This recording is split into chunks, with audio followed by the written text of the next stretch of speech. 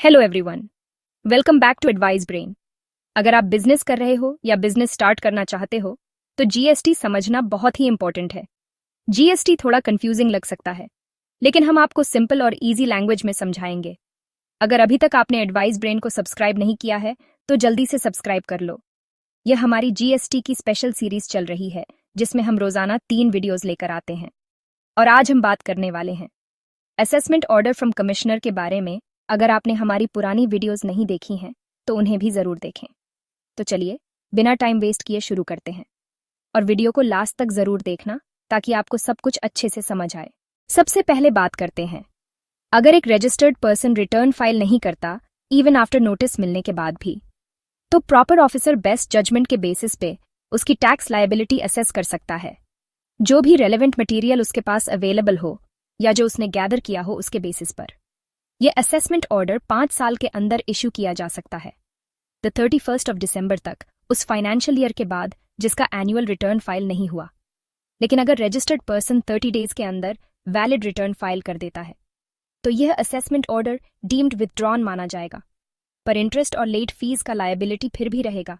अब बात करते हैं, अगर किसी पर्सन ने जीएसटी रजिस्ट्रेशन नहीं लिया जबकि उससे लेना चाहिए था, या जिसका रजिस्ट्रेशन कैंसिल हो चुका है लेकिन वो टैक्स देने के लायबल था, तो प्रॉपर ऑफिसर उसकी टैक्स लायबिलिटी बेस्ट जजमेंट से असेस कर सकता है।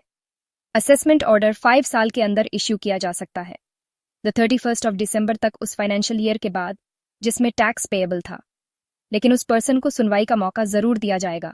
चलिए अब बात करते हैं, अगर प्रॉपर ऑफिसर के पास कोई एविडेंस आए जिससे टैक्स लायबिलिटी का पता चले, तो एडिशनल कमिश्नर की परमिशन के बाद वो उस पर्सन की टैक्स लायबिलिटी असेस कर सकता है।